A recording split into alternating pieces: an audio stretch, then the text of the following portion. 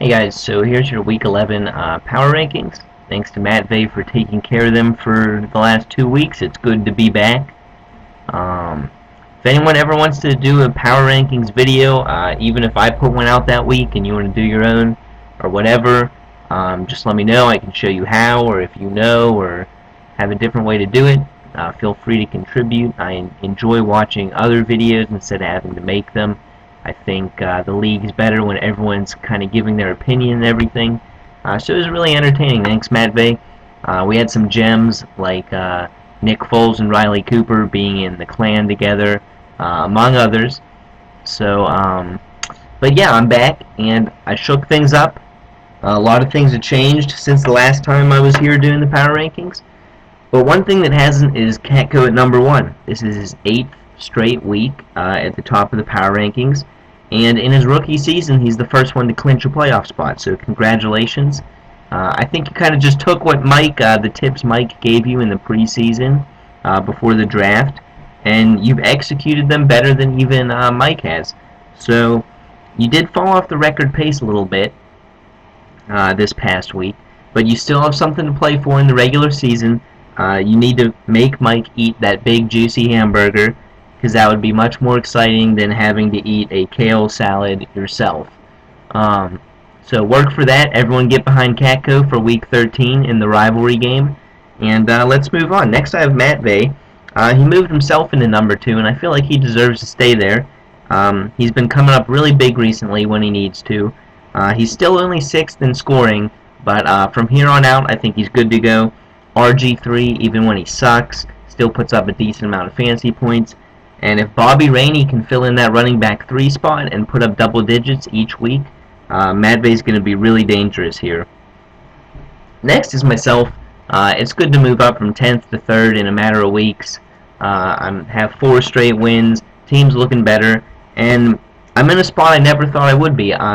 First in the division, vying for a playoff spot.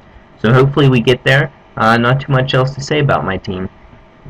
On the other hand, we have Jay, whose luck has just been the opposite of mine recently. He was 2nd in points this week, but he played the first-ranked team.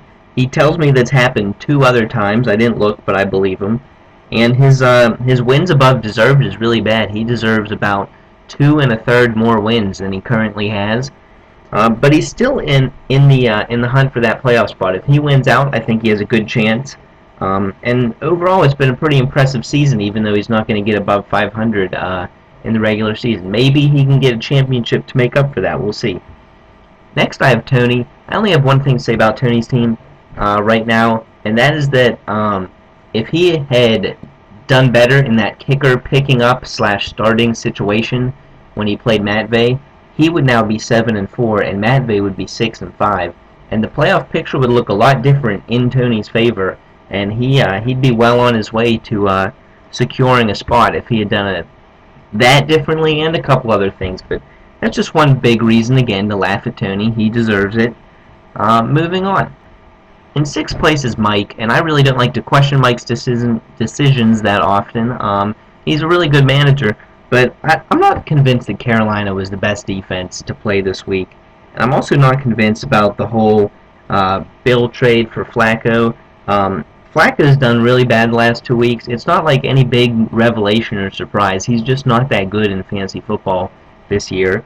I just feel like Mike gave up so much for him with Dez and Kendall Wright, Larry Fitzgerald, Ben Tate. So, yeah, I think a couple of different moves for Mike, and he still would be in that number 2 playoff spot, despite Aaron Rodgers being out for a couple weeks. So that's a little unfortunate. Next is Dave. His team's been doing really well recently, but I think he just made changes to his team too soon. He didn't go out and get that other quarterback. He really just was content with what he had, pretty much. He still has a shot, I guess. I just don't think his running backs are going to keep it up, and he doesn't have Russell Wilson this week either, so that hurts. Coming in at 8, we have Nick Clark.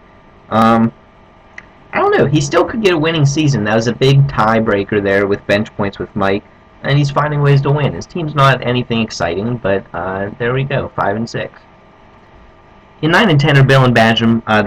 There's a likely chance one of them will get into the playoffs, but they're bottom 2 in total points, 1 and 7 combined in the last 4 weeks. They just suck, and it's beautiful.